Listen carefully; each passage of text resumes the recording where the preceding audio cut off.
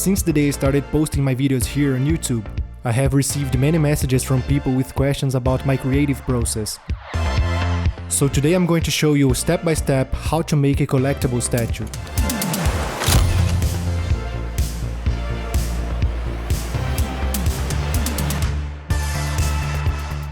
It all starts, of course, by choosing a character. And for today's video I chose this guy, the Batman.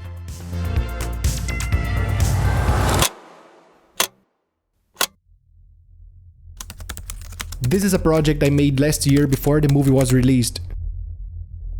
I remember it was very hard to find good images to use as a reference. So I ended up using a lot of screenshots from the trailers and some behind the scenes images that I found.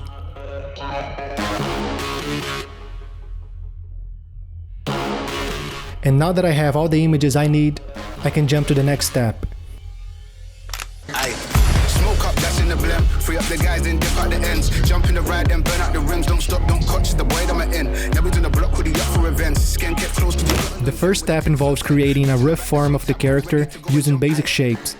The most important thing at this stage is to establish the proportions and the overall structure of the character. Ding down, they just think they are. Another little wannabe gangster trying to play hard.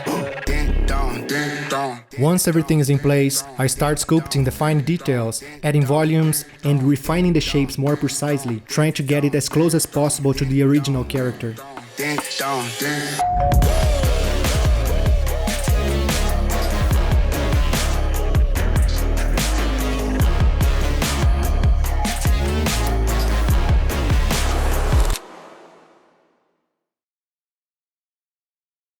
I always cut my statues into several pieces, and I do this because it would be impossible to print something that big on my printer, besides the fact that it's much easier to paint the pieces while they are separate.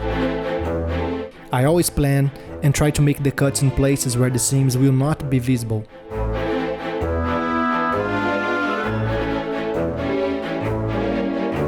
After making all the cuts and adding all the plugs, I can start printing the parts.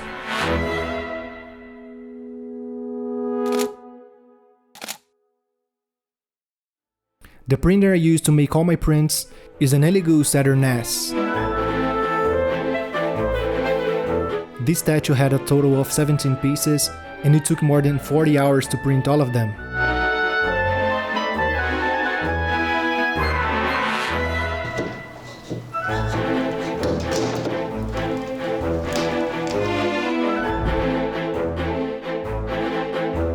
Before painting begins, all the parts must be sanded to remove all the imperfections and support marks left in the printing process. And this, without a doubt, is the most boring part of the entire process.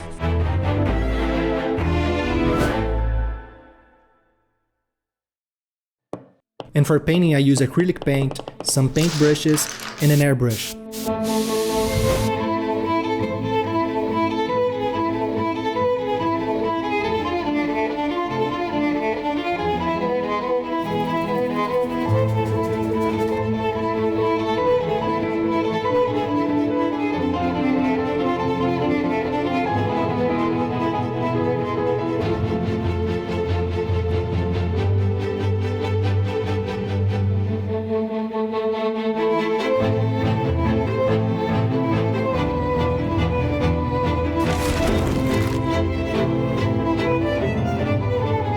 The character's body is already finished, but before I start to work on the head, I decided to add something more to this project.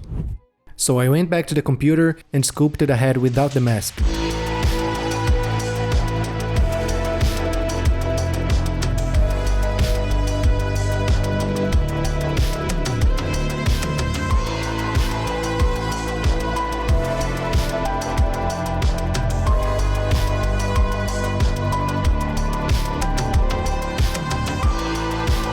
The new head is already printed, and now I can finally finish this project.